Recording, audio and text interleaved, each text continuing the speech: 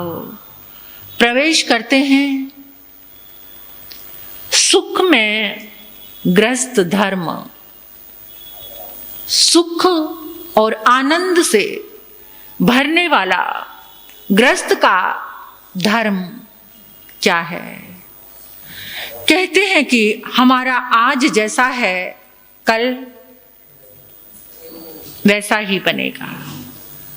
अगर आज दुख से भरा है तो कल आने वाला कल भी, अगर आज आप जाग गए तो आने वाला कल आपको सुखी बनाएगा। जो हम देखते हैं, जो हम सुनते हैं, जो हम पढ़ते हैं, टोटली हमारा कैरेक्टर्स वैसा ही बनता है। जो हम सुनते हैं, जो हम देखते हैं, जो हम पढ़ते हैं, कैरेक्टर, चरित्र वैसा ही बनता है। कहते हैं कि wealth is lost, nothing is lost, health is lost, something is lost, but character is lost, everything is lost. चरित्र अगर चला गया, ऊंचे गिर से जो गिरे मरे एक ही बार, ऊंचे गिर से जो गिरे मरे एक ही बार, चरित्र गिरी से जो गिरे बिगड़े जन्म हजार। चरित्र के गिरी से जो गिर जाता है हजारों हजारों जन्म। परमात्मा ने इतना सुंदर सूत्र दिया है ग्रस्त धर्म के लिए, सुखी होने के लिए।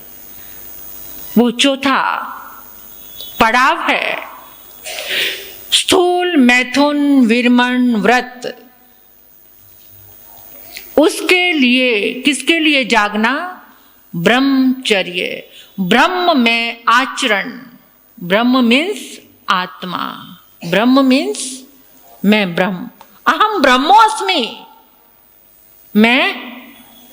मैं ब्रह्म हूं। ब्रह्म कहीं बाहर नहीं, हमारे भीतर जो हमारी आत्मा है। लेकिन आज के जमाने में ब्रह्मचारी रहना तो बहुत ही मुश्किल हो गया है। इस तरफ किसी का ध्यान है नहीं।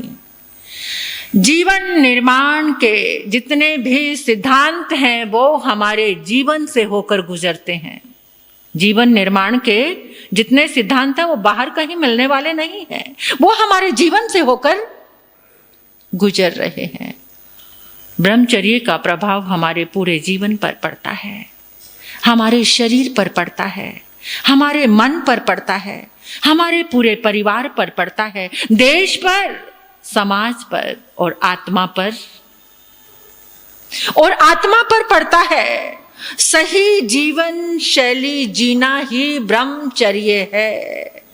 ब्रह्म जैसी चर्या ईश्वर ने वेदों में, पुराणों में, शास्त्रों के आगमों के माध्यम से अरिहंतों की वाणी हमारे सामने परोस रही है। एक ऐसी थाली कि जिसको खाकर हम स्वस्थ रह सकते हैं। आजकल किससे सलाह लेते हो? किससे? भोजन की सलाह सबने कौन कौन हायर किए हुए हैं? डाइटिशियन। गुड, डाइटिशियन को फॉलो कर रहे हैं और उससे सुबह नाश्ते में क्या लेना है, दोपहर में क्या लेना है और शाम को। वो भगवान है क्या? केवल ज्ञानी है वो। केवल ज्ञानियों की वाणी को तो छोड़ दिया है कि क्या खाना चाहिए, क्या नहीं खाना चाहिए, शरीर किससे स्वस्थ रहेगा, और किसको फॉलो कर रहे हैं? डाइटिशियन। फिर भी स्वस्थ नहीं हो पा रहे हैं, फिर भी बीपी, डायबिटीज और ना जाने क्या क्या बीमारियां। आओ अरिहंत परमात्मा की वाणी को फॉलो करें। परमात्मा ने कहा है कि जिसने 3 चीजों को सुधार लिया उसका जीवन एकदम सुखी हो गया है। पहला है आहार। ब्रह्मचर्य के लिए आहार सबसे महत्वपूर्ण है। फिर है निद्रा, फिर है आपका चिंतन, आपका संग। अगर ये चीजें सुधर गई तो आपकी जीवन शैली, इस पे ध्यान देना बहुत जरूरी है। अपने एडिक्शन को छोड़ना चाहते हो तो एक बात का ख्याल रखना, विलासिता से भरे हुए वीडियो देखना छोड़ दो। अगर अपनी जीवन शैली को सुधारना है, एडिक्शन को छोड़ना है, तो विलासिता से भरे हुए वीडियो देखना छोड़ दो। रात्रि में अश्लील वीडियो देखकर सोओगे तो सुबह उठकर जो हालत होगी ना, वो बहुत ऐसा लगेगा कि शरीर की पूरी शक्ति खत्म हो गई है, शरीर रोगी, रुग्ण, कमजोर। इसलिए इस एडिक्शन को छोड़ना पड़ेगा। कुछ नियम बनाए हैं महापुरुषों ने आत्म बल को बढ़ाने के लिए, आत्म शक्ति को बढ़ाने के लिए। वो नियम क्या है? पहला है सत्संग करो। संतों का सत्संग जगत से तारेगा, भागेगा जो दूर जन्म वो हारेगा। संतों का सत्संग जगत से तारेगा, भागेगा जो दूर जन्म वो हारेगा। संत समागम करो। सत्संग की आधी घड़ी आधी से पुनियाद, तुलसी संगत साधु की कोटि कटे अपराध। कोटि करोड़ों जन्मों के अपराध आधी से आधी घड़ी का भी सत्संग हो जाए तो पहला आत्मा को बल देने वाला सूत्र है सत्संग करो। दूसरा सूत्र है स्वाध्याय करो, यानी खुद का अध्ययन करो। तीसरा सूत्र है आप्त महापुरुषों की, अरिहंतों की वाणी, उनकी वाणी का आलंबन लो। एक सूत्र है संध्या में प्रभु से संधि करो। संध्या में प्रभु से किससे संधि करते हो? संधि मीन्स मिलन। संधि मीन्स मिलन। प्रभु से मिलन करो संध्या में, संध्या के समय में। जो संध्या के समय में भोग भोगता है, संध्या के समय में विषयों के भोग में लीन होता है, बाय चांस संधि काल दिए हैं परमात्मा ने। संधि काल कितने हैं? संधि काल किसको कहते हैं?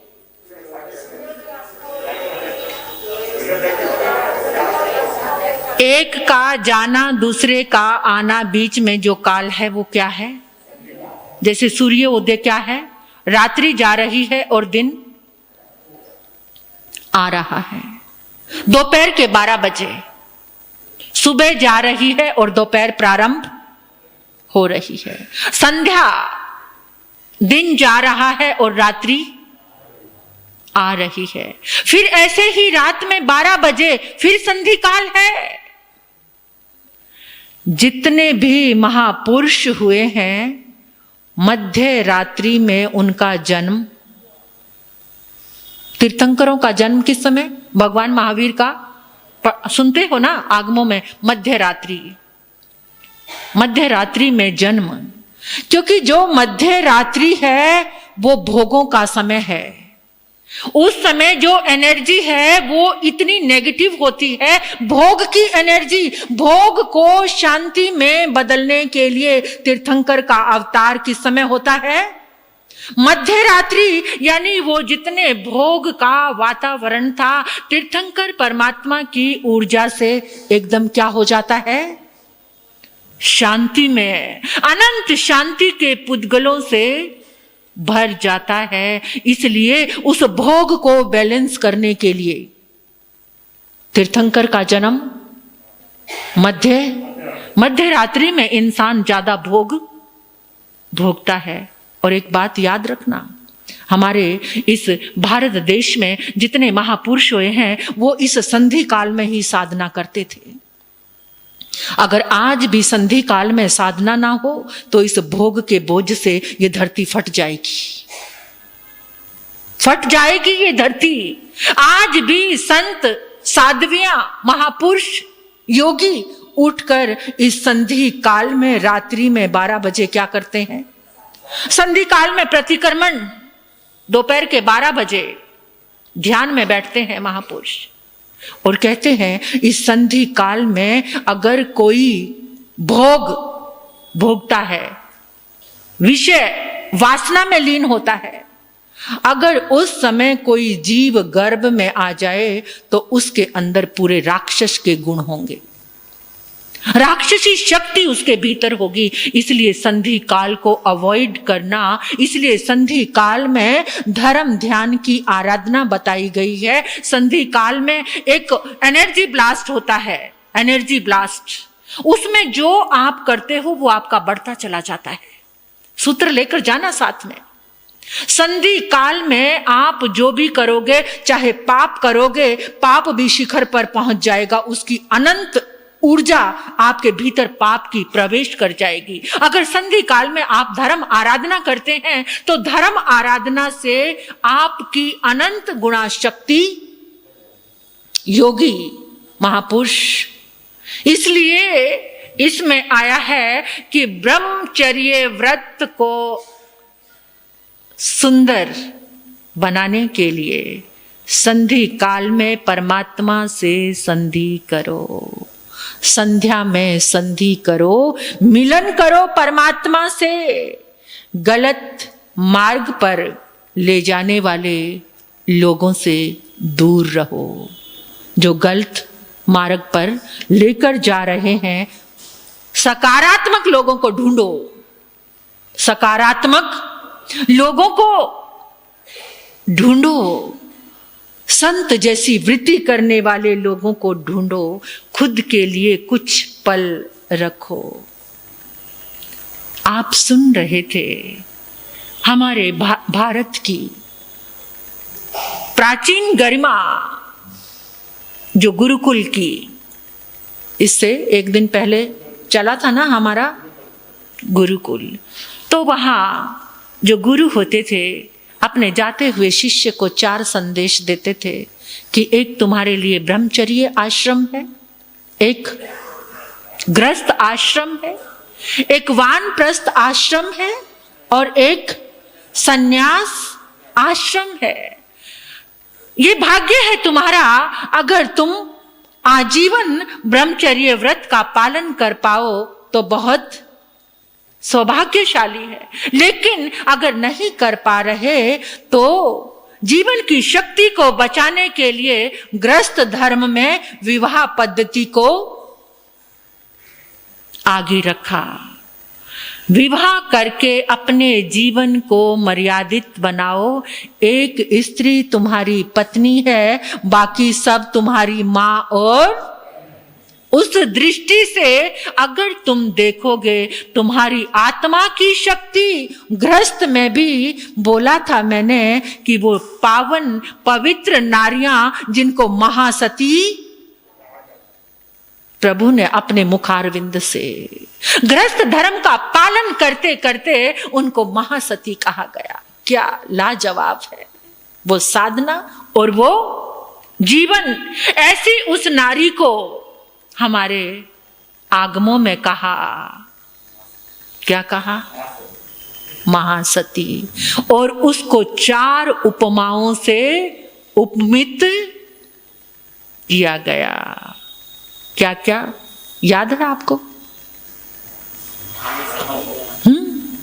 धम्म सहाया, धम्म वज्या, धम्मानुराग रता, सम दुख सहाया, दुख सुख सहाया। ये 4 विशेषण हमारे आगम में आए हैं। धम्म सहाया, नारी अपने गिरते हुए पति को क्या बना देती है? ब्रह्म बना देती है, भगवान बना देती है। नारी के अंदर वो ताकत है, सबके दुखों को मिटा देती है। धम सहाया, मैंने बोला था उस दिन, प्रेमिका, पत्नी और धर्म पत्नी, ये नारी के विशेषण हैं 3। आज के युग की नारी प्रेमिका बनना पसंद करती है और धर्म पत्नी के धर्म से दूर भाग रही है। प्रेमिका, क्या वजूद है उसका, क्या सम्मान है उसका, आप खुद सोचो। यह समाज में बहुत बड़ा रोग घरों में प्रवेश कर चुका है। आज का ये भौतिकवादी युग का चारों तरफ तांडव हो रहा है। एक्स्ट्रा मैरिटल अफेयर, शादीशुदा लोग अफेयर कर रहे हैं। ये गुण है आत्मा के पतन का, जीवन के पतन का। आज भी मेरा समाज, मेरा राष्ट्र, मेरे घर सजे हुए हैं उन सनारियों से जो स्वयं का जीवन भी बना रही है और अपने पति का जीवन भी सुंदर बना रही है। धम सहाया, धर्म में सहायक, खुद धर्म करती है, बार बार पति को टीस देती है कि तुम भी धर्म में। धम्मवज्जिया, धर्म की वैद्य बनकर पति के अंदर जो बुराई है, बीमारी है, जैसे रानी चेलना ने राजा श्रेणिक की बीमारी मिथ्यात्व की और सम्यक दर्शन से जोड़ दिया था, वो नारी है धम्मवज्जिया जो धर्म की वैद्य है। धम्मानुरागरता, जिसके रोम रोम में अट्ठी मज्जा, वैणानुरागरता, अट्ठी मज्जा अस्थि, क्या रोम रोम में वीतराग परमात्मा का धर्म जिसके जीवन में समाया हुआ है, वो धम्मानुरागरता, वो धर्म में अनुरक्त है और उसके साए में, उसके वाइब्रेशन में जो भी आएगा वो भी उसके ब्रह्मचर्य की ताकत है। ये ताकत है। शील बड़ा श्रृंगार भारत नारी का, शील बड़ा आधार भारत नारी का, शील बड़ा श्रृंगार भारत नारी का, शील बड़ा आधार भारत नारी का। भारत की नारी शील के गुणों से संपन्न है और जिसके भीतर भी ये शील धर्म आ जाता है, उसका प्रकाश सबकी रक्षा, पूरे घर को बचा लेता है, पूरे घर को। जब जब इंसान इस ब्रह्मचर्य में कमजोर होता है, उसके जीवन का, उसके शरीर का, उसकी आत्मा का पतन होना शुरू हो जाता है। मुश्किल जरूर है लेकिन असंभव नहीं है। मुश्किल जरूर है लेकिन असंभव नहीं है। तवे सुवा बम्बचेरम, तपों में अगर कोई तप उत्कृष्ट है, मांस खमन, इतने इतने उपवास से भी श्रेष्ठ परमात्मा ने किसको कहा? इंद्र भी आकर ब्रह्मचारी को नमस्कार करता है। इतना अद्भुत है ये। एक छोटी सी बात बता दूं, एक बहुत बड़ा जमींदार था, उसका नाम था लीवो फिक्र, बाहर विदेश का, उसका नाम था लीवो फिक्र। वो जमींदार बहुत अत्याचार करता था किसानों पर। खेती के कर, चाहे खेती हो ना हो, लेकिन वो उनको निचोड़ता था, टैक्स लेता था, बहुत बड़ी मात्रा में कर लेता था। एक बार अकाल पड़ गया, बरसात नहीं हुई, खेती लहलाई नहीं, बीज उगे नहीं। सारे किसान डरते थे उस जालिम से, अब क्या होगा, वो तो अब भी हमें निचोड़ेगा। लेकिन लीवो फिक्र की पत्नी बड़ी ईमानदार थी, बड़ी धर्म में आचरण रखने वाली थी, बड़ी करुणा वाली थी, मैत्री वाली थी। सारे किसान इकट्ठे होकर जब लीवो फिक्र वहां नहीं था तो उसके पास गुहार लगाने चले गए, माँ हमें बचा लेना, अब की बार खेती में अन्न नहीं हुआ, कर देने की शक्ति हमारे पास नहीं है, हमारे खाने को भी अन्न नहीं हुआ, माँ हमारी रक्षा कर लेना। उसने हाथ देकर सबको मुस्कुराते हुए कहा, घबराओ नहीं, तुमने माँ कहा है तो ये माँ तुम्हें अवश्य बचाएगी। लीवो फिक्र आया और उसने बड़े प्रेम से निवेदन किया, करुणा से भरकर मेरी बात सुनना, अब की बार किसानों के पास अनाज नहीं है, टैक्स माफ कर देना, उनसे कुछ भी। वो कहता दूर हट, अपनी बात अपने पास रख, कर तो उनको देना ही पड़ेगा, चाहे अपने घर को गिरवी रख कर दें। इतना जालिम। उसने बहुत अनुनय विनय की, नहीं माना।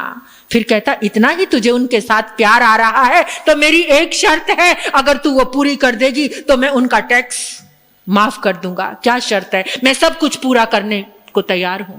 उसने कहा निर्वस्त्र होकर तू पूरे इस गांव की गलियों का चक्कर लगा। अपनी पत्नी को बोल रहा है, निर्वस्त्र होकर, बिल्कुल निर्वस्त्र होकर तू इस गांव की गलियों का चक्कर लगा एक, फिर मैं उनका टैक्स माफ कर दूंगा। वो कहती मुझे मंजूर है, मैंने उनसे वादा किया है, सारे मेरे बच्चे हैं, मैं नग्न होकर घूमूंगी। लेकिन उनको, उसने सोचा था ये ऐसी शर्त मानेगी, शर्त भी ऐसी रखी, लेकिन वो कहती सारे पूरे गांव में ये चर्चा फैल गई और गांव के लोगों के रोंगटे खड़े हो गए, वो मां हमारे लिए नग्न होने के लिए तैयार हो गई। ओ सारे गांव के लोग कहने लगे, जिस दिन वो मां उस गली से, आपको सुनाते सुनाते मेरे रोम में कांटे कांटे आ रहे हैं, जिस दिन वो मां इन गलियों से गुजरेगी उस दिन ऐसा माहौल होना चाहिए जैसे उस मां ने वस्त्र उतारकर बाथरूम में प्रवेश किया है। हर घर का दरवाजा बंद रहेगा, हर घर की खिड़की बंद रहेगी, हर घर का इंसान अपनी आंखें बंद करके अपने घरों में बैठा रहेगा। सारा घर एकदम सुनसान, सारा गांव सुनसान हो गया। वो समय आया, वो मां, वो देवी निर्वस्त्र होकर गलियों का चक्कर। सारा गांव ऐसे लग रहा है कि ना गांव में कोई बंदा है, ना कोई दरवाजा खुला, ना कोई खिड़की खुली, सब बिल्कुल ऐसा शांत माहौल। उसको बिल्कुल ऐसा लग रहा है जैसे कोई वस्त्र उतारकर अपने बाथरूम में प्रवेश किया है। लेकिन उसी गांव का एक मन चला युवक, एक दुष्ट, उसके मन में आया लीवो फिकर की पत्नी को आज तक पर्दे में देखा है, उस सुंदरता की देवी को कभी देखा नहीं, आज मैं अपनी आंखों से उसको। वो अपने घर की छत पर चढ़ गया, चुपचाप एक ऐसी जगह खड़ा हो गया कि कोई उसको देख ना सके।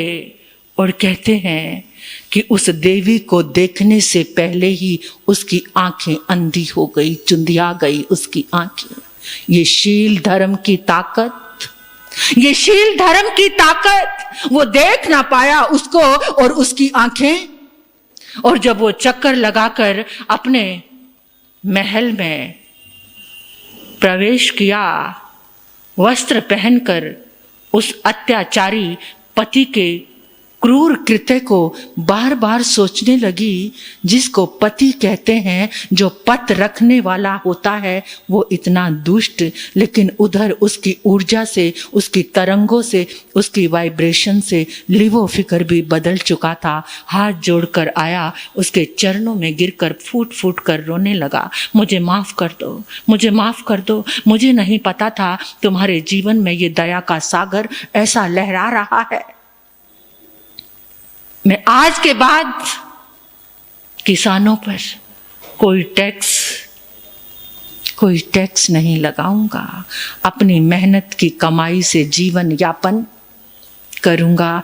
इन किसानों से ये जीवन भर के लिए मैं इनको मुक्त। मुस्कुराने लगी लिवो फिक्र की पत्नी। देर से सही सुबह का भूला अगर शाम को घर लौट आए।